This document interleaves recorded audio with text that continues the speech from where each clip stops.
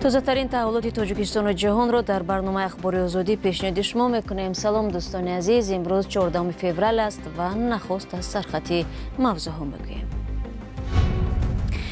داستان کل تاجیکستان گفت در سال گذشته میزان جنایت‌های مربوط با دهشت افکنی 17% بالا رفت. در جمهوری 1494 جنایت‌های خصوصیت تروریستی اکستریمیست داشته با قید گرفته شده است. دادگاه عالی حکم زندانی روزنامه‌نگار و مادر دو کودک خردسال رخشانه حکیمова را توضیح داد. تو 18 شدن کودک نابالغ نسبت تنها جنایت‌های نچند وزین درجه میانه و وزین تطبیق کرده می شود. و کاری که تاجیکستان 17 سال پیش عملی نمود تا قرقیزستان هم رسید. این کشور از نام پسوندهای روسی دست میکشد. داستان کل تاجیکستان تصدیق کرد که در حادثه روز 3 فوریه در محبس شهر وحدت حمله به سردار زندان صورت گرفته است. حبیبالله واحدزاده داستان نفتعین در نشست خبری در دوشنبه امروز گفت در پی این حادثه سردار زندان نکشته بلکه زخمی شده است. پیشتر برخی از منبع‌ها به آزادی درباره زخمی شدن سردار زندان و معاونش اطلاع داده بودند. از سردار زندان صدرالدین عینی نام برده شده بود. درباره موضوعهای دیگری مطرح شده در نشست این نهاد برای یوسفی و ارشاد سلیمانی گزارش می‌دهند. 93% جمهوری دادستانی کلی تاجیکستان میگوید در رابطه با نقشه احتمالی حمله تروریستی به جشن نوروز در شهر وحدت 30 نفر با شمول رهبر طرح ابوبکر حکمتوف بازداشت و از 8 تا 20 سال زندانی شدند. همچنین پیگرد 10 گمانبر دیگر ادامه دارد. این اکت تروریستی که در شهر وحدت بود میخواستن در شهر وحدت صادر شد. راهی زوارو کردن فروکات در جشن نوروز و وابسته با این باز 10 نفر جنایتکاران و همین ها قلبخمد وجود در جستجوی رسمی قرار دارند. اینها از همش از وحدت نیست، از همه شهرنامه‌های حدود جمهوری هستند. از شهر کردان، از ولایت سور، از شهر وحدت، از دوشنبه، از ناحیه روسیه و دیگر. با قول جمعه‌نظر سید احمدزاده افراد بازداشت شده به گروه تروریستی دولت اسلامی خراسان منسوب بودند. نظر خود محکوم شده ها و نزدیکان و وکیلان دفاع معلوم نیست. سال گذشته خبری بازداشت این گروه در تاجیکستان پس از حادثه حمله به کروکس رسانه‌ای شده بود که مقامات آن را رد کردند. ولی تابستان سال گذشته دادستان کلی سابق تاجیکستان حادثه را تصدیق کرد و از بازداشت بیشتر از 20 نفر خبر داد. حبیبالله واحدزاده دادستان کلی تاجیکستان گفت در سال 2024 جنایت‌های مربوط به افراطگرایی و تروریسم زیاد شده است. در جمهوری 1494 جنایت‌های خصوصیت تروریستی اکستریمیست داشته با قید گرفته شده است که نسبت به سال قبلی 226 عدد و یا 17.8% زیاد میباشد. با قول دادستان کل سال گذشته در تاجیکستان در مجموع بیشتر از 22,000 جنایت صادر شده است که در قیاس با یک سال پیش نزدیک 1000 عدد بیشتر بوده است. از روی معلومات وزارت کارهای داخلی در سال گذشته 5 حادثه تروریستی ثبت شده، 3 تای آن صورت گرفته و 2 حادثه پیشگیری شده است. سنجش مستقلانه این معلومات ناممکن است. داستان کل تاجیکستان همچنین گفت روسیه در سال گذشته بیش از 30,000 مهاجر تاجیک را اخراج و بازپس گردانده است.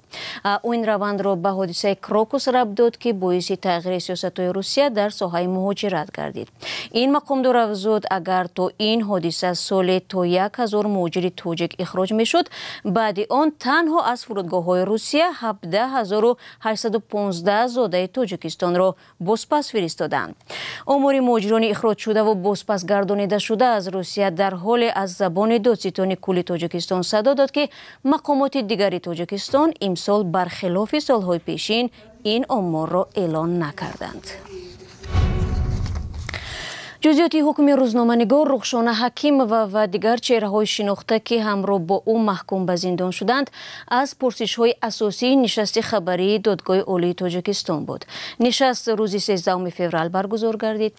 Ба иттилои додгоҳ ҳукми онҳо ҳанӯз қувваи қонунӣ нагирифтааст ва бо таваҷҷӯҳ ба муҳри махфӣ доштан наметавонанд атрофи тафсилоти парвандаашон суҳбат кунанд.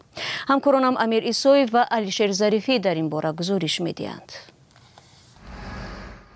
додгоҳи олии Тоҷикистон мегӯяд дар ҳукми Рухшона Ҳакимова ҳолатҳои сабуккунандаи ҷавон будан, кӯдакони хурдсол доштан ва бори нахуст ҷиноят содир карданашро ба инобат гирифтанд. бо вуҷуди ин ҳукми 8 соли зиндон эътирозҳои зиёдеро дар шабакаҳои иҷтимоӣ ба миён овард.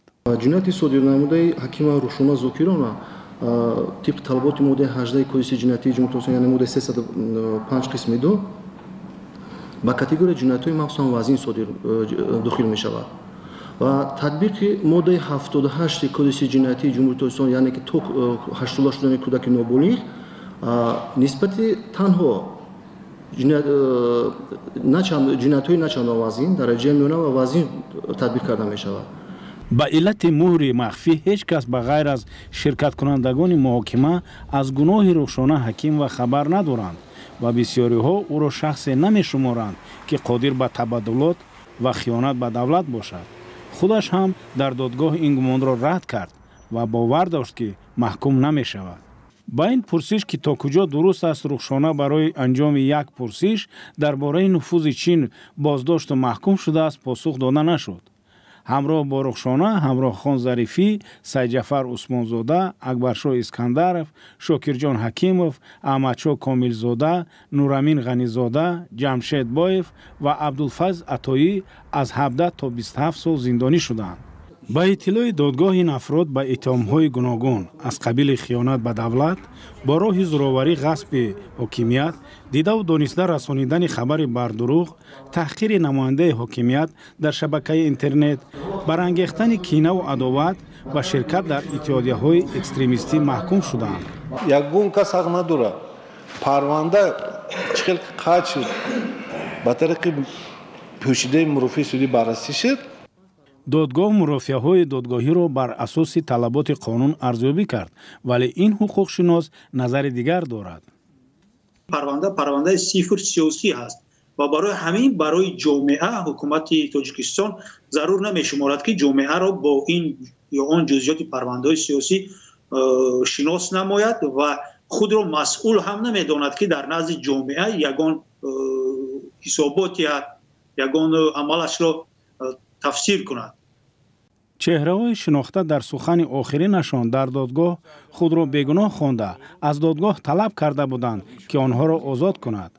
парвандаи кӯшиши табаддулот ва ғасби қудрат дар Тоҷикистон дар моҳи июни соли 2024 бо боздошти раиси ҳизби демократ ва вакили парлумон Сайҷафар Усмонзода оғоз шуд ва аз ҳамон вақт мавриди шубҳаву гумони бегуноҳии боздоштшудагон буд.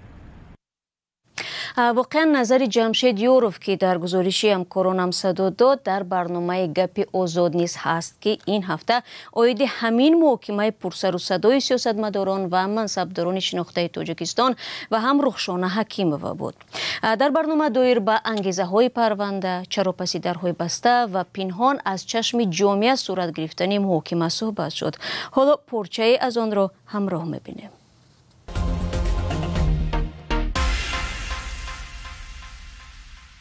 محترم جمشید یوروف، اگر مقامات پرونده به قبل خودشون قصد تبادلات دولتی را آشکارا برگزار میکردن، مثلا به خبرنگاران اجازه میدادن که در محاکمه باشند و ببینن، چی میشد؟ اونها خودشون شرمنده میشدن. تشکر. شرافالدین گدایف، شما به همین نکته نظری ادوکات نظرتون چی است؟ واقعا این پرونده بافته و ساخته است؟ شما چی میگویید؟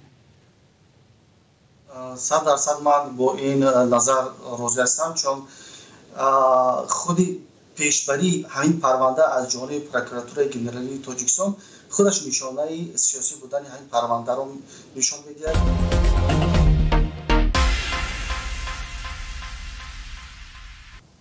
بینندگان عزیز، برنامه گپی آزاد فردا ساعت 8 به وقت دوشنبه در وبسایت رادیو آزادی نشر می شود و آن را می توانید در همین کانال آزادی ویدیو نیز تماشا کنید.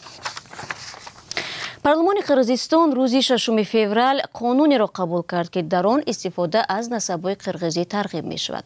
در بیشکک اسم روسی 4 ناحیه به نام‌های قرغیزی تبدیل می شوند. از جمله رئیس پارلمان هم در نام خود از پسوندهای روسی دست کشید. به قول مؤلفان قانون، هدف وسیع کردن انتخاب از نسب‌های قرغیزی با تکیه بر رسم و آیین و فرهنگ قرغیزی است. طور معلوم در تاجیکستان این کار را بر وقت کردند، ولی چرا حالا در قرغیزستان؟ همکارم طاهر سفر درباره این موضوع بیشتر آموخت و پیش از برنامه از او پرسیدم سبب قبول این قانون چی بوده میتوانست؟ بله، شعلا علیشیر الهاموف، کارشناس مقیم لندن، میگوید احیای میل بازگشت به نام‌های اصلی در روسیه مرکزی در سالهای اخیر به سبب تجاوز روسیه به خاک اوکراین است. غزیزه اوزاق، خبرنگار قزاق که او هم پسوند آور را از نسبش برداشته است، گفت که این حرکت بیانگر اشتیاق عمیق قزاق‌ها برای برقراری هویت ملیشان است که سالهای دراز تحت فشار زیاد بود.